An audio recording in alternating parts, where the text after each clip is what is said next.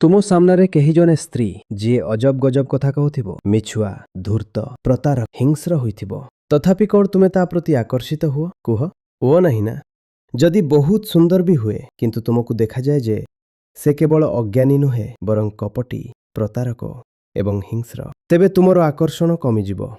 ଯଦି ତୁମେ ତାଙ୍କ ଉଗ୍ର ରୂପ ଦେଖିନେବ, ତେବେ ଆକର୍ଷଣ ପୁଣି ବିକର୍ଷଣରେ ବଦଳିଯିବ। ତୁମେ ଦୂରକୁ ପଳାଇବ। ଏମିତି ହୁଏ ନା? ଏହାର ଅର୍ଥ ତୁମେ ଜାଣିଛ, ତୁମର ଚେତନା ଜାଣିଛି, ସବୁ ସ୍ତ୍ରୀ ଏହି ଯୋଗ୍ୟ ନୁହନ୍ତି ଯେ ତାଙ୍କ ଆଡ଼କୁ ଆଗେଇବା ଉଚିତ। ସେହିଭଳି ସ୍ତ୍ରୀମାନଙ୍କ ଚେତନା ମଧ୍ୟ ଜାଣିଛି, ସବୁ ପୁରୁଷ ଏହି ଯୋଗ୍ୟ ନୁହନ୍ତି ଯେ ତାଙ୍କ ଆଡ଼କୁ ବଢ଼ାଯିବ। ହଁ ନା? ଏହି କଥାକୁ ବଢ଼ାଅ। ଏହାକୁ ହିଁ ଆତ୍ମଜ୍ଞାନ କୁହାଯାଏ। ନିଜ ଚେତନାକୁ ଆହୁରି ପ୍ରବଳ କର।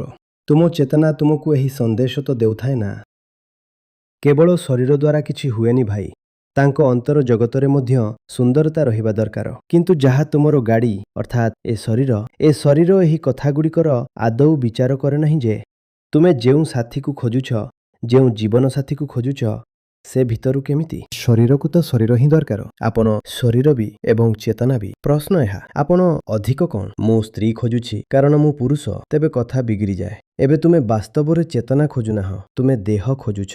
ଯେବେ ତୁମେ ଦେହ ଖୋଜୁଛ, ତେବେ ତୁମ ନିଜ ଚେତନାର ପୁଣି ହ୍ରାସ ହେବ, ତଳକୁ ଖସିବ, ଏବଂ ଚେତନା ଯେବେ ଖସିବ, ତୁମେ ଗଭୀର ଦୁଃଖ ପାଇବ।